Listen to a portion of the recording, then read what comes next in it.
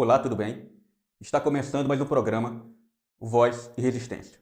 Hoje falando sobre um assunto muito interessante, ao mesmo tempo que é polêmico e importante para o nosso país, a questão do agronegócio.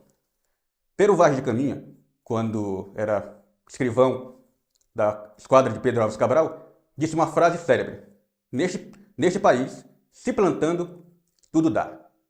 Desde aí, começou a história de que o Brasil teria uma certa vocação agrícola, passando pelo período colonial, com as plantações de cana-de-açúcar, vindo para o período imperial, com as grandes plantações de café.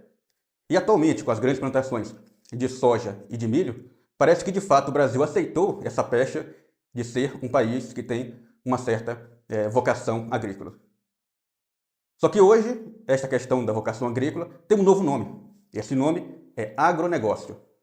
Esse nome dado a esse setor econômico tão importante para a economia do Brasil, que é criticado por uns e amado por outros, principalmente em razão da sua importância para o Produto Interno Bruto brasileiro, o PIB, e também pelos vários incentivos fiscais que recebe. E ao longo de toda essa questão sobre o agronegócio, pare uma dúvida no ar de todo brasileiro. Afinal, é o agronegócio que sustenta o Brasil? Ou o Brasil que sustenta o agronegócio? Para falar sobre esse tema tão importante, hoje o programa Voz de Resistência tem a honra de entrevistar Sofia Manzano. Sofia Manzano é professora da Universidade Estadual do Sudoeste da Bahia, é graduada em Ciências Econômicas pela PUC São Paulo, é mestre em Desenvolvimento Econômico pela Unicamp e é doutora em História Econômica pela Universidade de São Paulo, a USP. Também faz parte, é membro do Comitê Central do Partido Comunista Brasileiro, o PCB, foi candidata a presidente nas eleições de 2022 e é autora do livro Economia Política para Trabalhadores, editado pelo Instituto Caio Prado Júnior. Então, seja bem-vinda, Sofia Manzano, ao nosso programa. Olá, Caetano, olá todo mundo, aos ouvintes, as pessoas que assistem Voz e Resistência. É um prazer estar aqui com vocês, participar desse programa importante que discute questões importantes para a nossa população, especialmente a classe trabalhadora. Obrigado. E é esse o intuito do nosso programa. De fato, né, tratar sobre assuntos importantes para a classe trabalhadora e hoje falando um pouco sobre a questão do agronegócio. Então nós poderíamos começar com uma pergunta que eu acredito que interessa a todos, que é: quais são as vantagens e as desvantagens que o agronegócio traz para o Brasil? Bom, eu queria primeiro começar comentando o que você muito corretamente trouxe de Pero Vaz de Caminha, né, sobre a sua frase, né, "aqui em se plantando tudo dá". É verdade, o Brasil é um país riquíssimo, tem uma biodiversidade, um clima excelentes, né, um território muito amplo, com uma diversidade de biomas muito diferentes, o que permite, de fato, ter uma produção agrícola muito diversificada e rica. No entanto, a gente tem que diferenciar, né, o que é o potencial econômico, o potencial produtivo que o país tem, da apropriação privada e da exploração exacerbada que o agronegócio de hoje exerce sobre esse território. Então, a primeira questão importante, logo que eu comecei a falar, né, do agronegócio, a criticar o agronegócio, muitos pequenos produtores vinham, às vezes, nas minhas redes sociais ou em debates comigo, achando que eu estava sendo contrária à produção da agricultura, da pecuária, produção que vem da natureza, e não é isso, né? Então, nós temos que diferenciar o que é agronegócio do que é a produção de alimento, e alimento de verdade.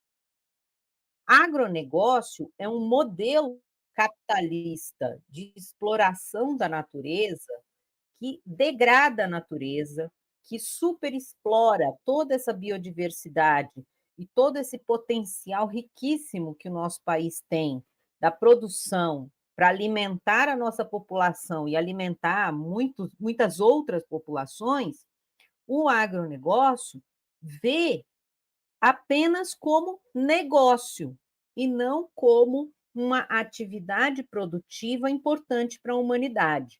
Então, quando nós falamos de agronegócio, nós não estamos falando de toda a produção agrícola, de jeito nenhum. Nós defendemos a reforma agrária para que a população trabalhadora do campo possa produzir comida de verdade que vai nos alimentar. E somos contra o agronegócio porque o agronegócio não produz comida de verdade, ele produz commodities.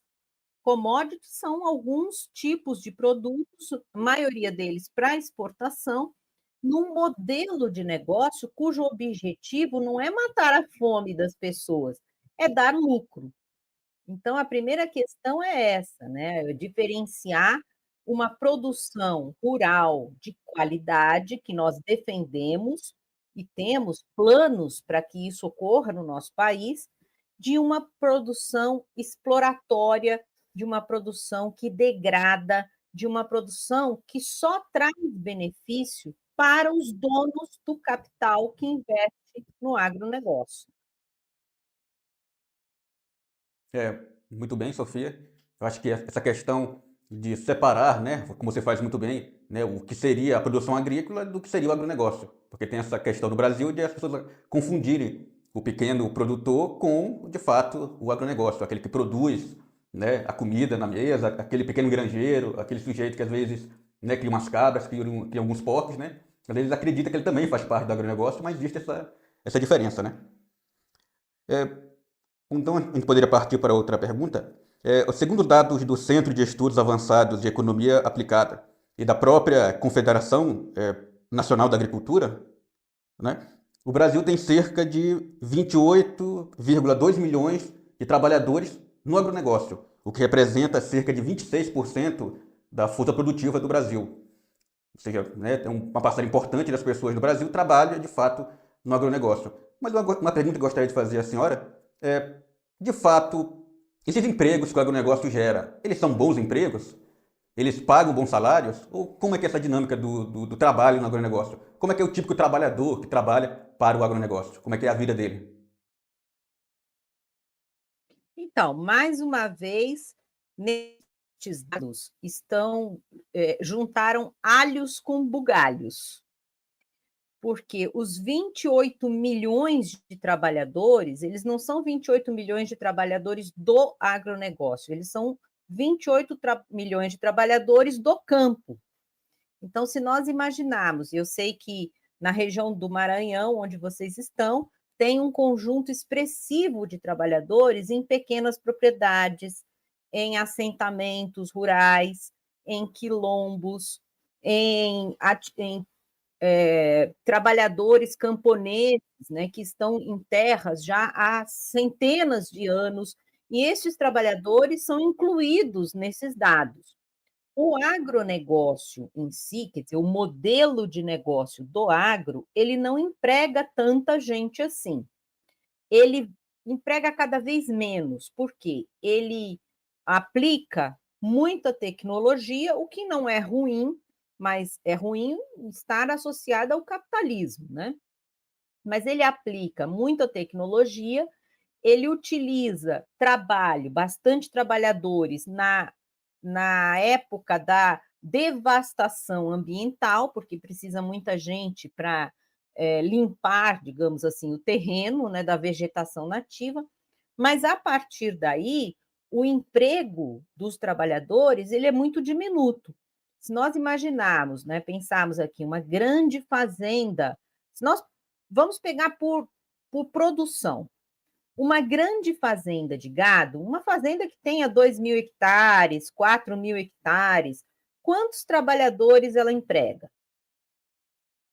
2 ou 3 famílias, que são os vaqueiros, são aquelas pessoas que eventualmente vão ficar ali cuidando do gado, não emprega mais do que isso. E ele tem ali 8.000 cabeças de gado, quer dizer, uma quantidade enorme de gado sendo cuidada por pouquíssimas pessoas. Se a produção for de soja, ou de milho, ou de algodão, quais são as pessoas que são empregadas nestas enormes fazendas, gigantescas fazendas? São os maquinistas, os operadores de máquinas, tratores, colheitadeiras, plantadeiras e nada mais. Então, esse modelo do agronegócio, ele não é um modelo que vai empregar uma quantidade muito grande de pessoas. Emprega poucas pessoas, eventualmente, até por exemplo, para dirigir, para manejar um trator de alta tecnologia, como em alguns setores do agronegócio se utiliza, empregam pessoas bastante qualificadas que podem eventualmente receber um salário mais ou menos satisfatório, tendo em vista que o salário no Brasil é muito baixo para o conjunto da nossa população. Mas isso não significa que a maioria da população que trabalha no campo vai ter esta remuneração e essas condições de trabalho, muito pelo contrário. Nós temos visto, mês após mês, as denúncias de trabalho associada à escravidão no agronegócio, até mesmo no sul do país, né, nas vinícolas, como nós tivemos há um tempo atrás, a denúncia de trabalhadoras e trabalhadores submetidos à escravidão para a colheita da uva. Então, nestas regiões em que o agronegócio precisa de uma quantidade maior de trabalhadores, eles submetem os trabalhadores a regimes que são assemelhados à escravidão, sem direitos, sem condições de higiene, sem condições de alimentação, né, completamente fechados em situações insalubres, né, em situações muito difíceis de sobrevivência. Agora, se nós observarmos o produtor familiar, a agricultura familiar, o pequeno produtor, que é um modelo adequado de produção agrícola, este sim emprega, utiliza uma quantidade muito grande de trabalhadoras e trabalhadores.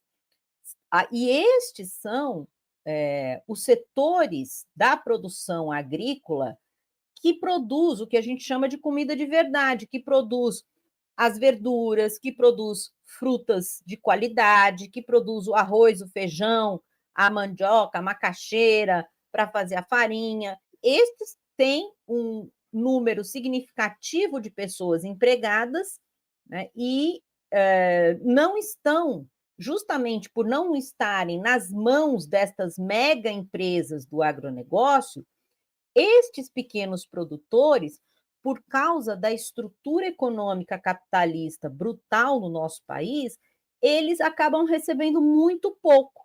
Então, o pequeno agricultor, que é quem deveria ser incentivado, quem deveria ter os recursos públicos para melhorar a sua produção, para ter uma renda boa, para ter uma boa remuneração, esses agricultores e os seus empregados acabam recebendo salários ou remunerações muito baixas. Então, a produção rural no Brasil, ela é um enorme desequilíbrio. Os grandes produtores, que são os produtores do que eu chamo de agronegócio, lucram bilhões de reais por ano, têm bilhões de reais de subsídios agrícolas, são os maiores devastadores e os maiores poluidores, né, da natureza e lucram uma fábula de dinheiro e não produzem comida de verdade. Enquanto a grande maioria dos trabalhadores rurais que estão nas pequenas propriedades acabam, eles sim, com muito suor, com muito trabalho, produzindo a comida de verdade e não recebem, não têm um retorno adequado por todo este trabalho que eles desenvolvem na produção dos gêneros alimentícios no nosso país. Muito bem, Sofia. E é bom você tocar nesse assunto sobre a questão dos trabalhadores encontrados em situação análoga à escravidão. Inclusive, o nosso estado aqui, o Maranhão, é o estado que tem o maior número de pessoas resgatadas em situações análogas à escravidão, né? Então, praticamente todo mês você vai encontrar ali o Ministério Público do Trabalho, né, a Polícia Federal, indo atrás dessas regiões, e você encontra ali, essa região do agronegócio, né, você encontra ali a maioria são justamente trabalhadores que vêm aqui do Maranhão, que é muito comum, né? Aqui os ônibus que saem do Maranhão, cheios de trabalhadores, buscar às vezes uma vida melhor e acaba, né, trabalhando numa fazenda, acaba às vezes sendo escravizado. Isso falando de escravidão, né? Ainda tem aqueles que são colocados em trabalhos degradantes, né? Porque se você juntasse aí aqueles que são encontrados em situação análoga à escravidão e juntar com o número de trabalhadores resgatados em situações de trabalho degradantes, né, nós veríamos realmente um número muito grande para um setor que, como você falou mesmo, né, lucra bilhões, né? Então não deveria existir, né, essa escravização, né, do trabalhador em pleno século XXI, né?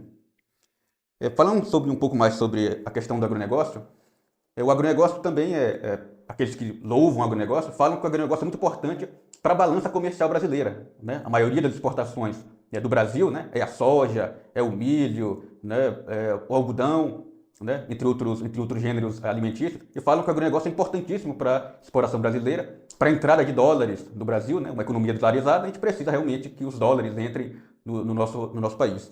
Mas eu gostaria de saber essa exportação, esse dinheiro conseguido com essa questão da exportação, é revertido para a classe trabalhadora como um todo no Brasil? Porque a gente vê todo ano bate recorde de produção, todo ano batem recordes de captação, todo ano batem recordes de dinheiro conseguido. Mas a gente realmente, às vezes, parece que isso não reverte para a população brasileira. De fato, isso acontece mesmo ou é só uma ideia que a gente tem meio errada do agronegócio?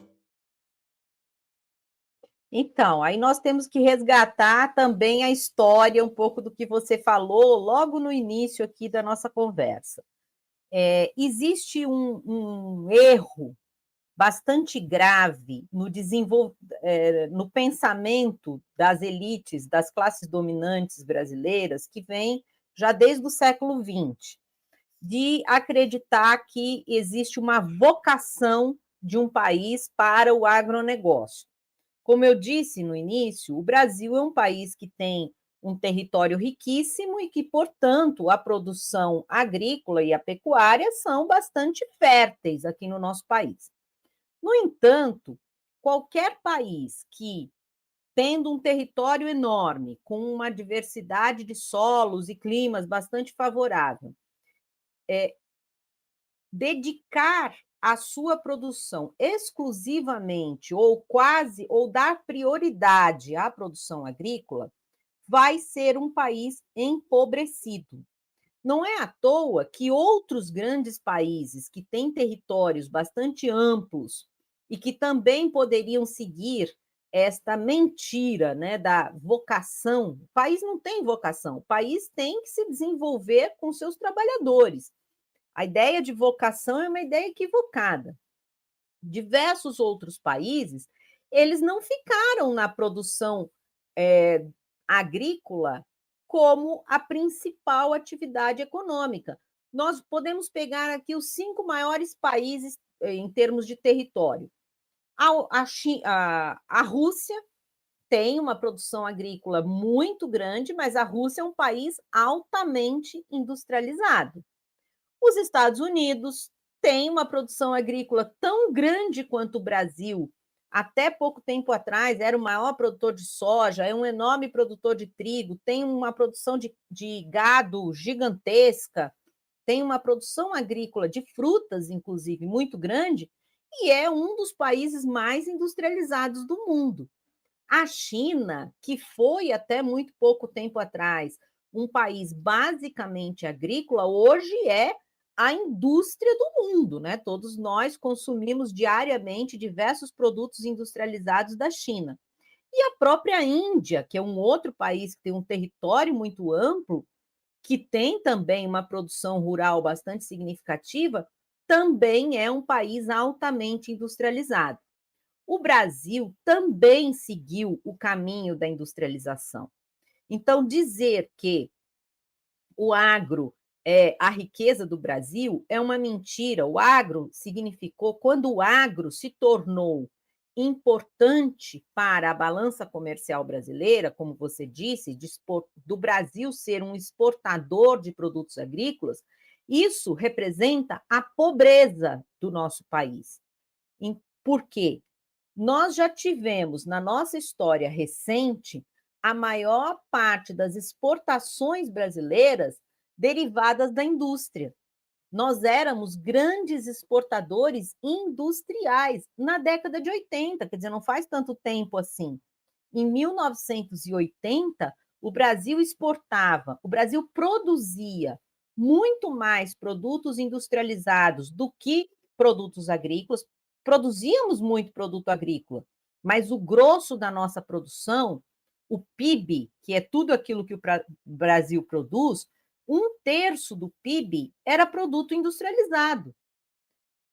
Na balança comercial, da mesma forma, a maior parte da nossa exportação eram produtos industrializados. Então, veja, o Brasil passou por um processo de desindustrialização, ele perdeu dinamismo no setor industrial, por isso o agronegócio se transformou na sustentação das exportações brasileiras. Mas só para você ter uma ideia, se a Embraer exportar um avião, a Embraer, a indústria de avião, produz no Brasil, é uma indústria que está no nosso território. Se ela exportar um avião, isso corresponde a milhares de toneladas de soja que tem que ser exportada. Então, para o país, é muito mais vantajoso produzir produtos industrializados para exportação do que produtos agrícolas. O produto agrícola ele tem um baixo valor agregado. Como eu digo no meu livro, que você tem aí em mãos, só o trabalho produz riqueza, só o trabalho agrega valor. Quanto mais um produto tiver trabalho, ou seja, a produção agrícola ela tem pouco trabalho, porque é só você ficar olhando o gado ali, o gado cresce, depois ele vai para o frigorífico, morto e as carnes são cortadas e é exportado. Isso é pouco trabalho. Agora, imagina quanto trabalho tem para se fazer um avião. Tem muito trabalho para se fazer um avião. E esse trabalho é feito aqui no Brasil. São os brasileiros que trabalham na Embraer que produzem as peças e constroem o avião. Portanto, o avião tem muito mais valor do que toneladas e toneladas de carne, do que toneladas e toneladas de soja. Então, para o país voltar a ter uma economia importante, ele tem que focar a sua atividade econômica na industrialização e não na produção agrícola. Por isso, como você disse, é verdade, né, que o agronegócio tem um peso importante na balança comercial, é verdade. No entanto, isso não significa riqueza para o Brasil, isso significa empobrecimento do Brasil. Não é apenas que estes recursos não são revertidos para o benefício do conjunto da população. Eu já falei na minha fala anterior, o agronegócio é um grande concentrador de renda. Só os megacapitalistas do agronegócio é que ficam com essa lucratividade. Eles não empregam muita gente, eles não pagam bons salários e eles não revertem esta lucratividade que eles têm nestes setores para a economia brasileira. Enquanto setores industrializados, eles têm mais possibilidades de desenvolvimento econômico que vai pagar melhores salários, que vai dar melhores condições de vida para os trabalhadores que estão nestas indústrias. Muito bem, Sofia. Inclusive, você trazendo aí alguns dados sobre o quanto o Brasil realmente deindustrializou, né, nos últimos anos, né? Que isso não é algo natural, digamos assim, né? Como você falou aí, tem vários países que são tão grandes quanto o Brasil, mas que não vivem só da exportação de produtos agrícolas, né? Você traz aí, por exemplo, um caso como a Rússia, né, que é um país enorme, mas que tem uma grande produção industrial. Você traz a questão da Índia, você traz aí a China também, que há pouco tempo também é um país que basicamente exportava só produtos agrícolas, inclusive a soja, né, que os chineses vivem comprando, é um produto tipicamente chinês. Você vê que os chineses não ficam lá no seu país produzindo soja à torta e à rodada, não, né? Eles acabam terceirizando isso para países como o Brasil, mesmo os Estados Unidos, e o foco mesmo é na produção. Outra questão sobre o agronegócio, que tanto se falam, principalmente aqueles que o defendem, é que falam que, né, tudo aquilo que a gente come na nossa mesa vem do agronegócio, dizendo que o agronegócio ele produz a comida para o mercado interno. Existe alguma relação entre o agronegócio e a produção dos alimentos para o mercado interno? Ou essa relação não existe? O agronegócio não produz alimentos para o mercado interno?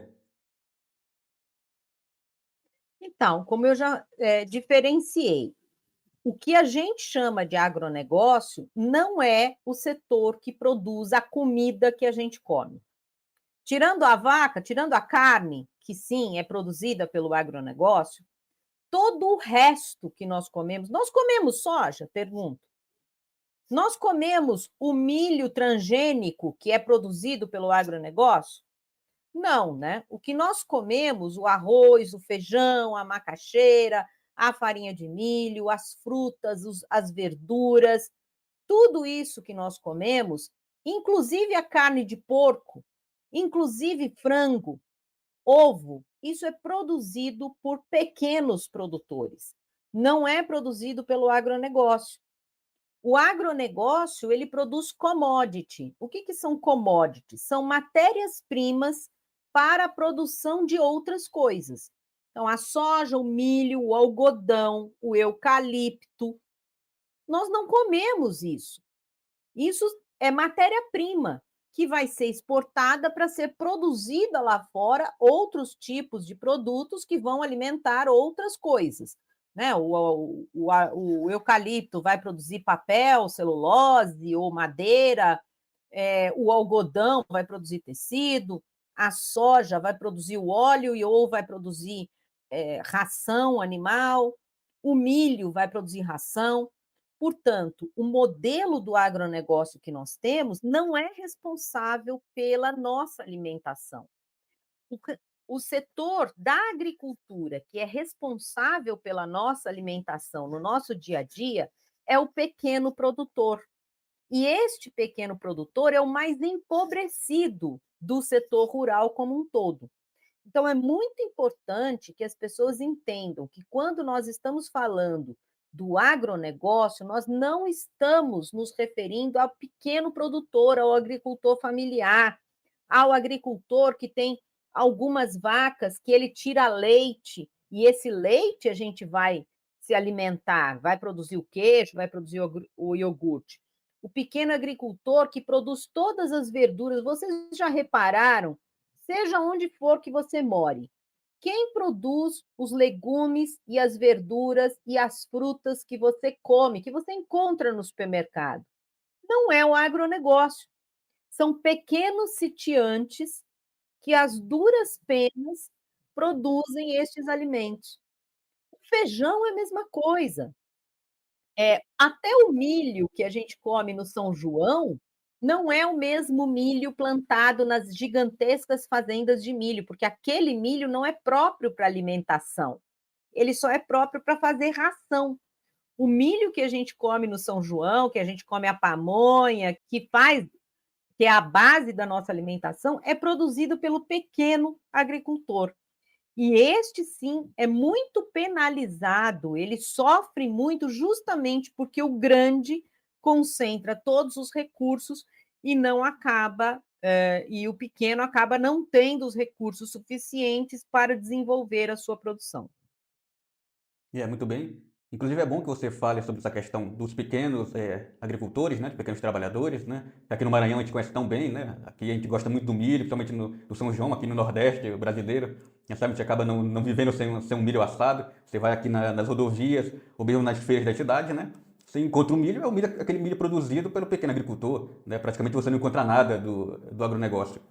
Então, gostaria de perguntar, porque às vezes a gente associa o agronegócio, às vezes, ao governo de direita, né? Ao governo Bolsonaro, por exemplo. Mas o que a gente realmente, quando faz fazer uma análise um pouco mais aguçada, a gente vê que o agronegócio recebe muitos subsídios também dentro do governo Lula, né? Inclusive, o governo Lula oferece grandes subsídios, né, para o agronegócio e praticamente nada para os pequenos agricultores, né? Por que isso acontece? Por que você vê isso, né? Mesmo o governo que se diz mais da esquerda, financiando tanto o agronegócio e às vezes deixando, né, de segundo escalão ou como não prioridade o pequeno agricultor familiar. Como é que você vê isso? Por que esse tipo de coisa acontece? Bom, os grandes donos do agronegócio, o agronegócio em geral, né, esses mega fazendeiros, eles são predadores. Eles são predatórios de vários setores da nossa sociedade. Começando pela degradação ambiental que eles promovem, né? O agronegócio, ele não quer ter regras a seguir quando ele vai explorar terras, quando ele vai desmatar, quando ele vai poluir, quando ele vai utilizar de agrotóxicos que são prejudiciais à saúde humana e animal. Ele não quer ter regras, ele quer a barbárie no processo de produção. Então, por mais que os governos do PT, lá desde 2023, desde 2003, tenha beneficiado este setor, e eu vou dar algumas informações aqui de como os governos petistas beneficiaram. Não só o Plano Safra, que são recursos públicos subsidiados para financiar o agronegócio, que são na ordem de 300 bilhões de reais por ano, o Plano Safra, são recursos públicos que vão para o agronegócio, porque veja só, o agronegócio não gosta de trabalhar nem com o capital próprio, ele quer dinheiro público para plantar, dinheiro público para colher, dinheiro público para comercializar, né? Então, acaba saindo dos cofres públicos. Os governos petistas sempre forneceram grandes somas de recursos para o Plano Safra. Só uma pequena parte do Plano Safra vai para a agricultura familiar, mas é uma parte muito pequena. Mas não foi só isso que os governos do PT fizeram e beneficiaram o agronegócio. Durante o segundo governo Lula, eles fizeram um plano de modernização da frota, um plano chamado Moderfrota. Esse plano dava recursos para os agricultores, para o agronegócio, comprar tratores, esses tratores mega sofisticados, e modernizar a frota agrícola. O que também impacta no emprego, né? Porque um trator deste faz o trabalho que antes era, que numa pequena propriedade é feita por dezenas de trabalhadores. Então, o governo Lula financiou a modernização da frota agrícola, o governo Lula fez diversas ações que beneficiaram, mas, para eles, isso não foi suficiente. Por quê? Porque o governo Lula, ou os governos mais, não tão à direita, né, mais à esquerda, também promoveram uma regulamentação do uso da água e do uso do solo, com uma legislação ambiental que exige, por exemplo, uma reserva legal de mata nativa ou de biodiversidade. Se você está no cerrado, tem que preservar uma parte do cerrado. Você não pode limpar tudo e plantar soja. Essa era a legislação que existia. E eles não querem isso.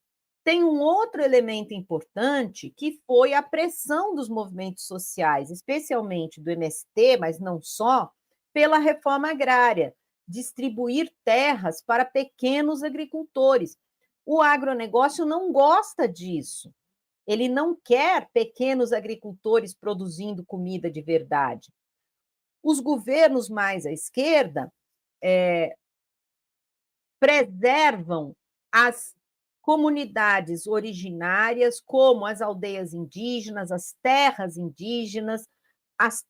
quilombolas, as reservas nativas, e eles querem tudo.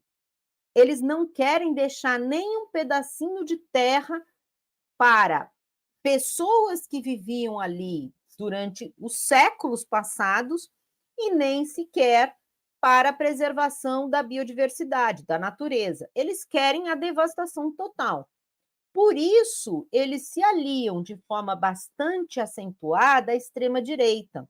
Nós vimos que durante o governo Bolsonaro, inclusive naquela entrevista ministerial que vazou, que o ministro do Meio Ambiente disse: olha, deixa eles falando aí que a gente vai passar a boiada. O que significava passar a boiada?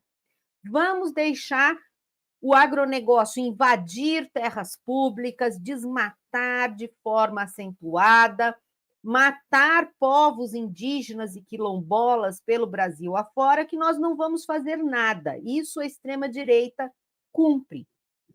Eu quero que você, inclusive, se puder, divulgue no seu programa um canal que se chama De Olho nos Ruralistas. Eles trazem várias reportagens sobre a degradação e o prejuízo que o agronegócio traz ao nosso país.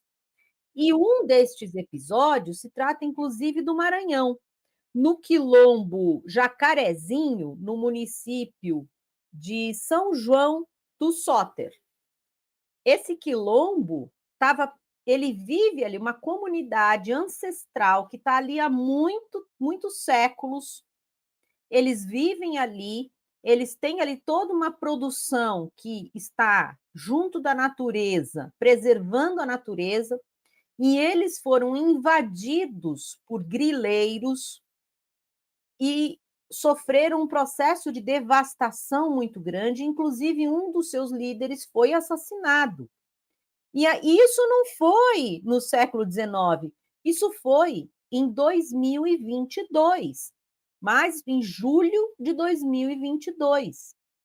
Então, vejam, por que o agronegócio gosta da direita, da extrema-direita?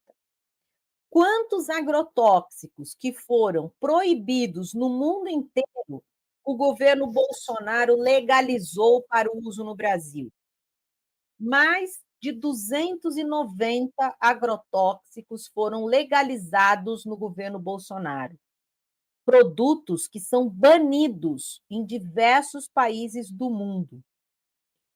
Isso, inclusive, dificulta até a exportação dos produtos brasileiros para alguns países. Alguns países falam: eu não vou comprar soja do Brasil, eu não vou comprar milho do Brasil, porque eles utilizam certos produtos agrotóxicos que eu não quero na alimentação da minha população.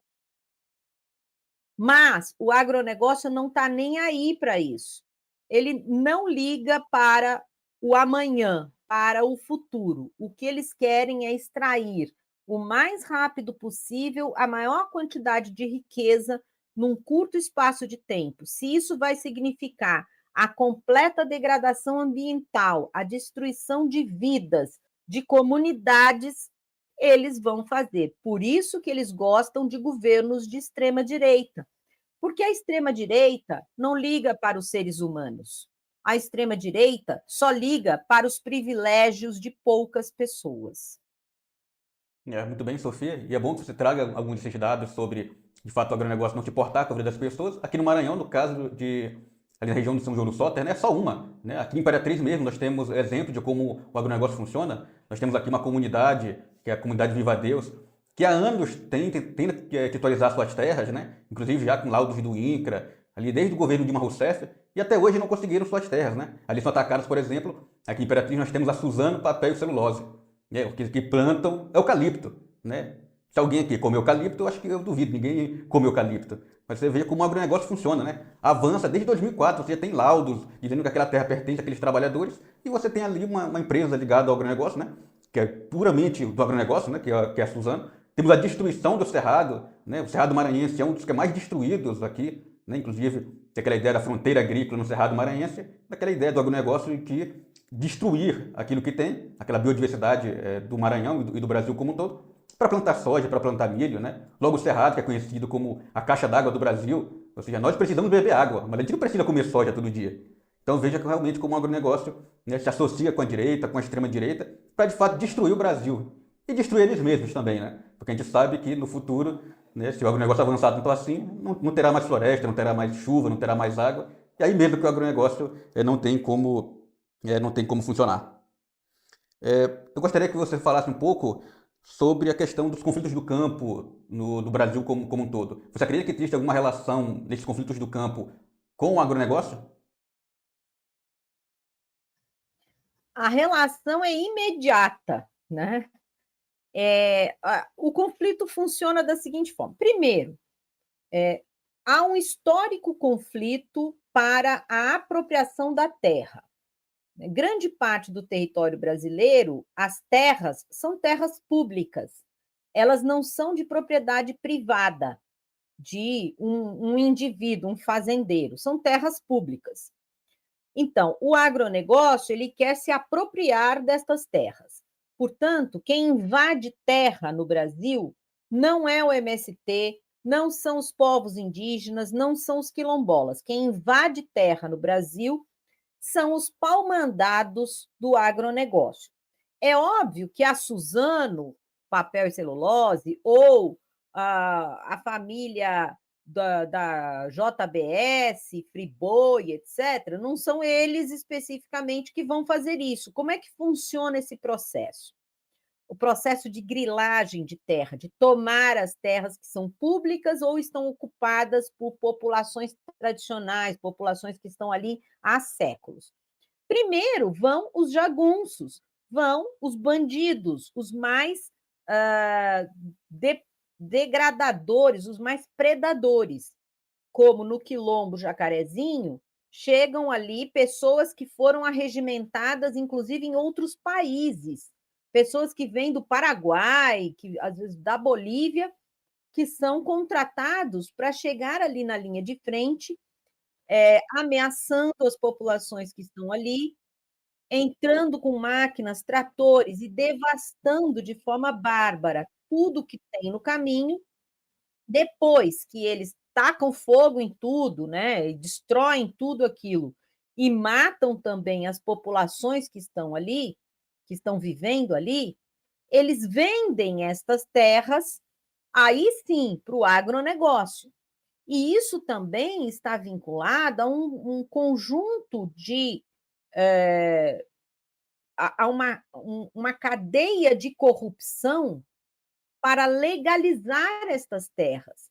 Então, muitas denúncias das comunidades que são atacadas por esses grileiros é que eles chegam ali com apresentação de documentos, de juízes, com liminares, com coisas que envolvem o judiciário corrupto, alguns setores públicos corruptos, que ajudam estes grileiros a legalizar esta terra que eles invadiram, que eles tomaram e que eles destruíram tudo que estava sendo produzido ali.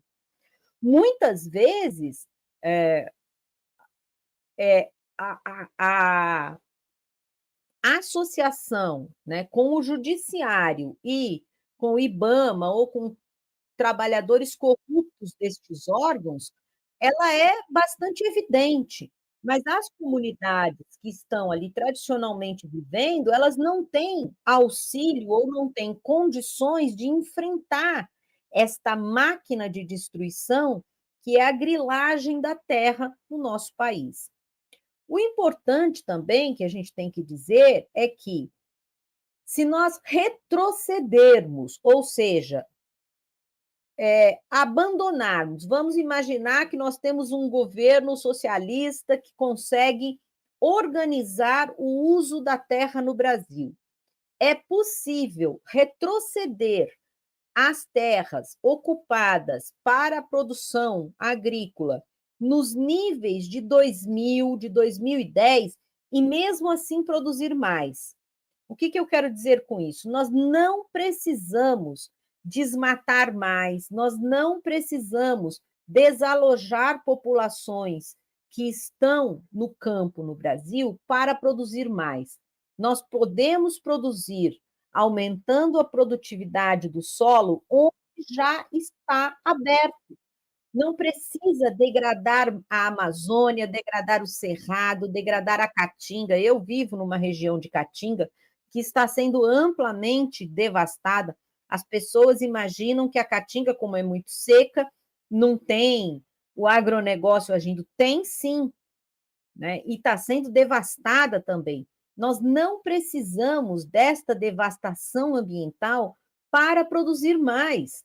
O que nós precisamos é um outro modelo de sociedade, um outro modelo de produção no campo, porque o agronegócio é a destruição. Ele só pensa no lucro imediato de curtíssimo prazo.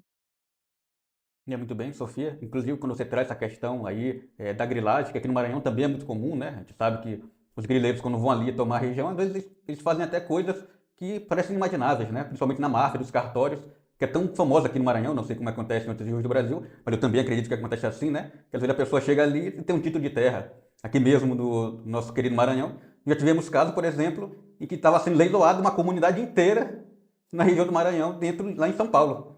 E a foto que você tinha da comunidade tinha lá a igreja, a escola, como se fosse estar vendendo um feudo, né? As pessoas olhavam aquilo e parecia que nós retrocedemos ao feudalismo, né? Onde a pessoa vai vender um lote de terra com pessoas morando ali dentro, né? Então realmente a gente vê que essa questão da grilagem, ele começa funcionando como uma grilagem, né? E depois essas terras são vendidas justamente para o agronegócio, porque, como você já falou, né? Não se importa nem um pouco com a vida das pessoas. Outra questão também interessante sobre o agronegócio, que são aquelas coisas que a gente acaba não entendendo, né? A gente sabe que aqui o agronegócio gosta muito do governo Bolsonaro, o agronegócio aqui gosta muito dos Estados Unidos, né? Você vai ali, às vezes, para uma região do agronegócio, tem mais bandeiras dos Estados Unidos que do Brasil, né? A gente já tem visto ultimamente, né? Esse patriotismo deles, né? Falam que a bandeira deles não será vermelha, mas se for vermelha, tiver azul e umas estrelinhas, realmente eles gostam do vermelho nesse quesito. Mas, apesar disso, nós sabemos que quem mais dá dinheiro para o agronegócio é justamente o governo do PT, o governo Lula. Isso também acontece nos governos estaduais, né? Aqui no Maranhão nós tivemos um governo aliado ao PT que ajuda bastante o agronegócio. Na Bahia também nós temos aí há muitos anos o agronegócio avançando, apesar de também estar sob o domínio do governo do Partido dos Trabalhadores. E a maioria do agronegócio, né, importa seus produtos, exporta seus produtos para a China, né? Para a China, que se autodeclara um país comunista, um país socialista. Como é que você vê essa contradição, né? Ao mesmo tempo que o agronegócio gosta tanto dos Estados Unidos, da Europa, do Trump, do Bolsonaro, mas eles dependem da China para ter seus lucros, né? Por que esse tipo de coisa acontece, né? O que dá na cabeça de um produtor rural? Por que esse tipo de coisa ocorre, que é tão estranha? Olha, o produtor rural do agronegócio, ele não se importa em ter muita inteligência não, acredito que eles sejam mesmo muito burros, grande parte deles, né, são extremamente burros. A questão ideológica para eles é muito forte. É claro que tem uma razão para eles odiarem qualquer coisa que tenha a ver com trabalhadores. Isso tem a ver com a nossa origem escravocrata, né, lá desde a colônia.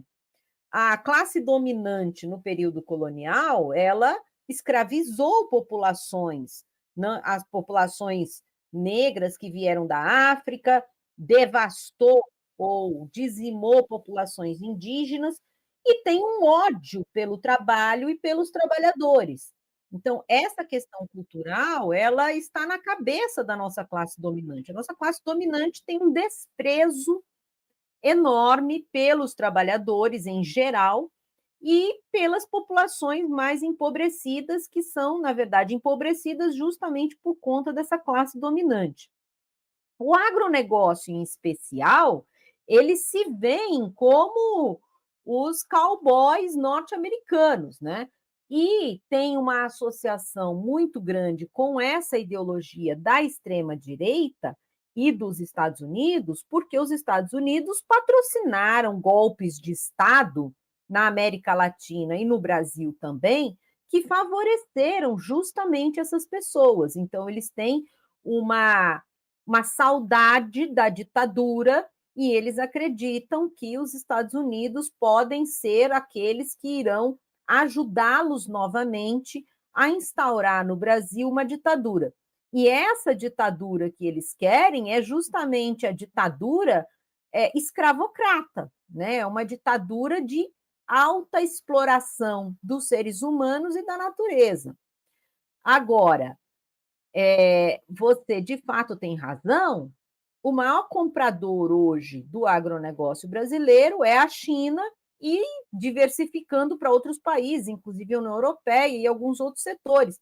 Mas isso para eles não importa, politicamente, essas pessoas se associam com a extrema-direita e são de extrema-direita, porque eles são, inclusive, políticos, né? A bancada do boi no Congresso Nacional é uma bancada muito grande, a bancada do agro no Congresso Nacional é uma bancada muito grande.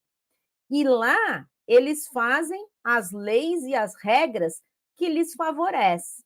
E estas leis e regras, evidentemente, são aquelas que não favorecem o conjunto da população e os trabalhadores, muito menos a preservação ambiental e a preservação do nosso país, a riqueza do nosso país.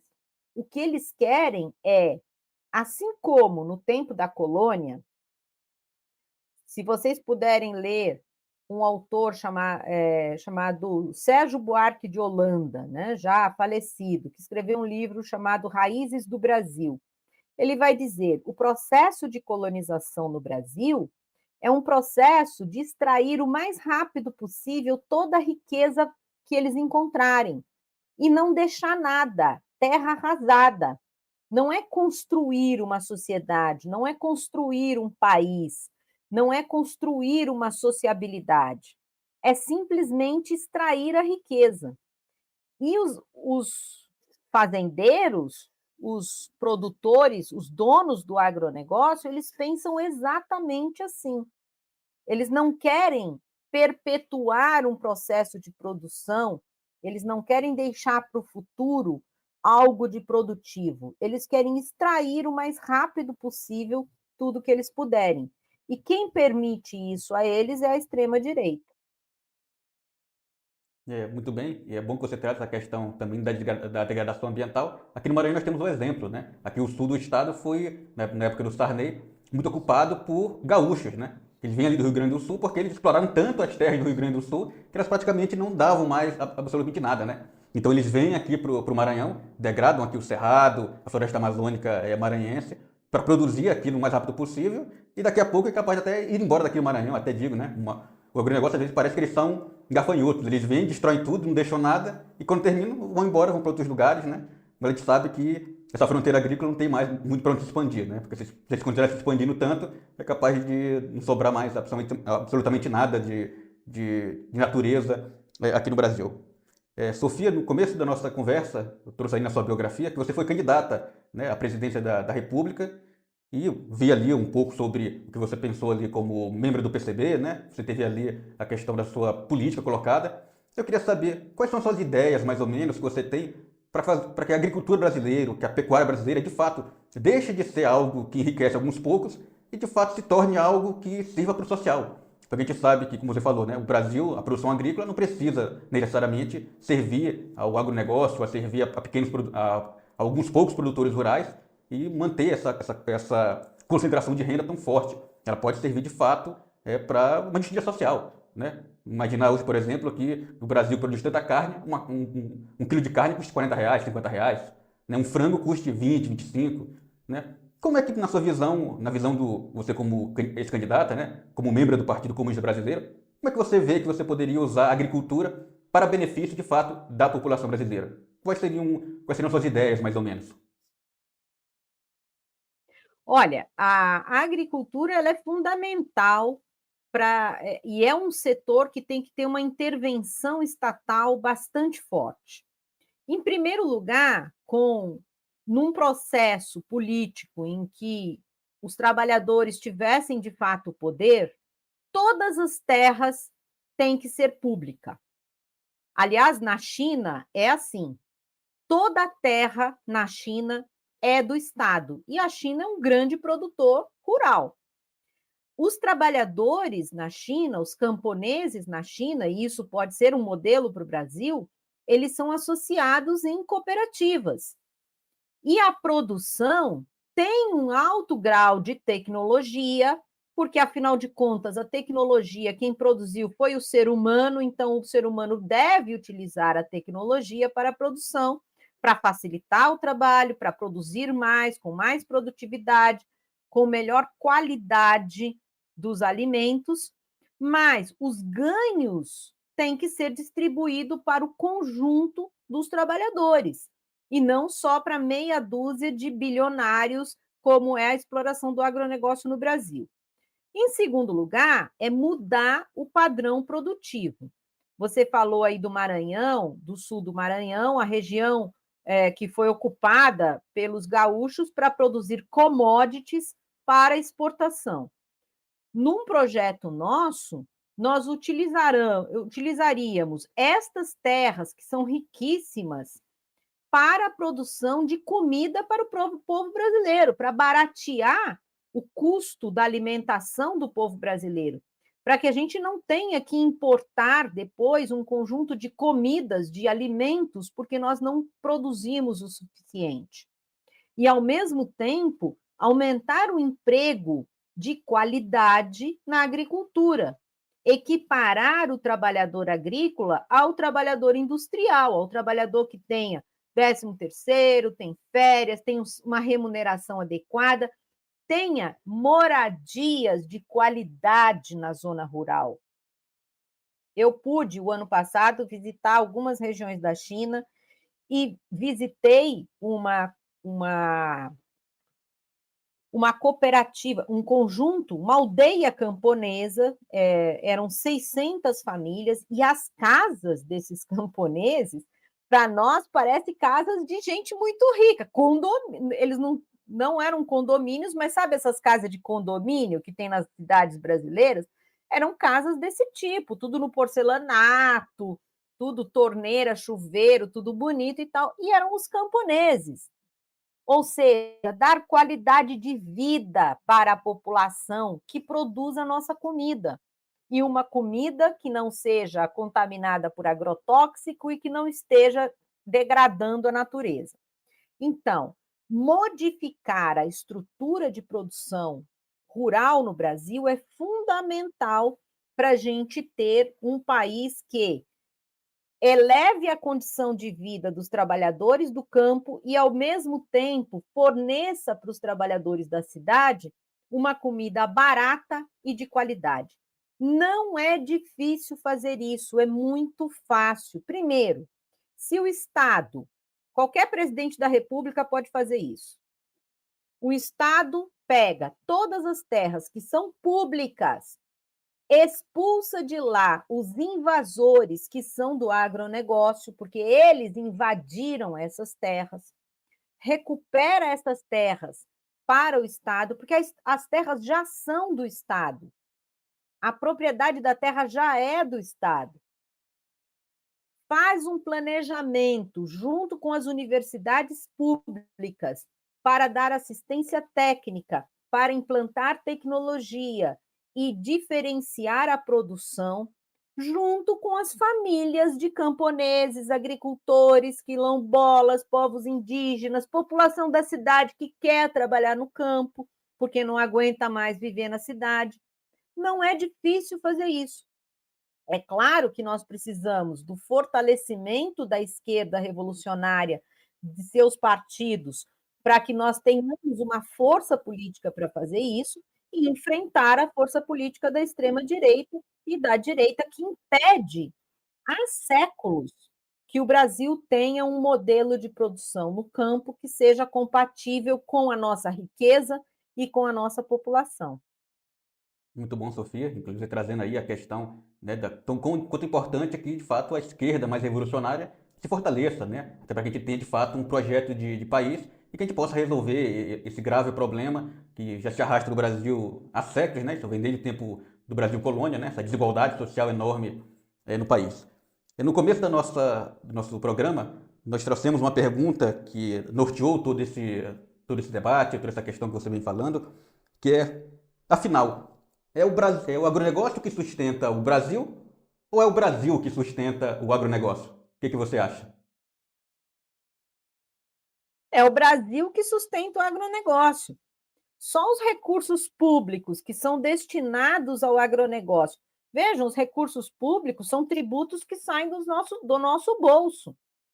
São tributos que nós pagamos, são impostos que nós pagamos e que o Estado direciona para o agronegócio plantar, colher, degradar, invadir terras e assim por diante. Utilizando esses recursos públicos para o pequeno produtor, para a agricultura familiar, Aí sim nós teríamos uma produção rural que daria qualidade ao alimento e qualidade de vida no campo. Agora, esse agronegócio predador, ele não sustenta nada no Brasil. Ele é predador do Brasil. As pessoas têm que ter consciência disso.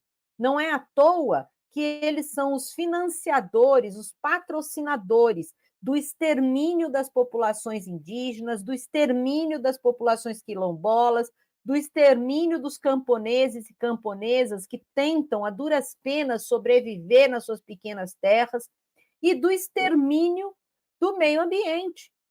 Então, como assim? Eles sustentam o quê? O agronegócio sustenta o quê? Sustenta o bolso deles, o enriquecimento deles. Muitas cidades em que o agronegócio manda, eles se gabam de dizer que aquela cidade é cheia de jatinhos, é cheia de carros caríssimos. Ora, então quem é que está sustentando quem? É o Brasil que está sustentando esse luxo? É o Brasil que está sustentando esse tipo de gente que nem inteligência tem para nada. Não tem inteligência política, não tem inteligência econômica, não tem inteligência cultural, não tem inteligência científica. Eles sequer respeitam as universidades públicas que pesquisam tecnologias para o agronegócio. Nem isso eles respeitam. Então, não é, eles não sustentam ninguém. Eles são sustentados por todas e todos nós, pelo Estado brasileiro, pelas universidades públicas brasileiras e por milhares de trabalhadoras e trabalhadores que deram a vida e que foram assassinados por esse tipo de gente. Muito bem, Sofia, muito obrigado. E vamos chegando ao fim desse terceiro episódio da Voz de Resistência. Hoje entrevistamos aqui a professora Sofia Manzano, né? Como já disse, é uma pessoa que é formada na área da economia, que é membro do Partido Comunista Brasileiro, já foi candidata a presidente, editou esse livro, né? Economia Política para os Trabalhadores, né? Recomendo que todos que estão aqui assistindo esse nosso vídeo comprem também, né? Acho que você pode encontrar ali no Instituto Caio Prado Júnior, né? Acredito. Na internet deve ser fácil de achar. Nós só temos a agradecer você, Sofia, por ter vindo falar desse assunto tão importante. Acreditamos que talvez você seja a pessoa que mais é crítica ao agronegócio e que, de fato, viralizou nas redes sociais justamente por fazer essa crítica ao agronegócio. Acreditamos que talvez não tenha ninguém no Brasil que faça essa crítica tão bem quanto você. Eu agradeço a participação no seu programa, quero ter contribuído com o debate de vocês, sigo acompanhando todas as lutas quilombolas, indígenas, camponesas, no estado do Maranhão e em outras partes do Brasil, para que nós possamos fortalecer a luta política para derrotar este modelo capitalista que impera no nosso país. O nosso país merece uma proposta generosa, uma proposta boa, e o comunismo é a proposta generosa que o nosso país vai alcançar. Muito bem, essa frase maravilhosa, né? O comunismo é a proposta mais generosa que nós teríamos para a humanidade. E assim termina o nosso programa, A Voz de Resistência. O programa aqui que tem como objetivo falar dos assuntos importantes para o Brasil, para o Maranhão e principalmente para a classe trabalhadora. Esse tipo de conteúdo você dificilmente vai ver na grande mídia hegemônica. Por isso pedimos a você que está assistindo esse vídeo, que está ouvindo o podcast, curta, compartilhe essa entrevista com mais pessoas possíveis, né? Para que as pessoas realmente tenham um pouco de criticidade, que aprendam um pouco, para deixarem de ver aquilo que pensa na mídia hegemônica, naquilo que de fato passa na propaganda. Quando se fala do agronegócio, né? Não, o agronegócio é a pobreza do Brasil, como muito bem disse, né, naquela entrevista ao Pânico, a nossa querida Sofia Manzano. Então, obrigado a todos que assistiram e podem esperar que os próximos capítulos de Voz de Resistência já estão sendo produzidos.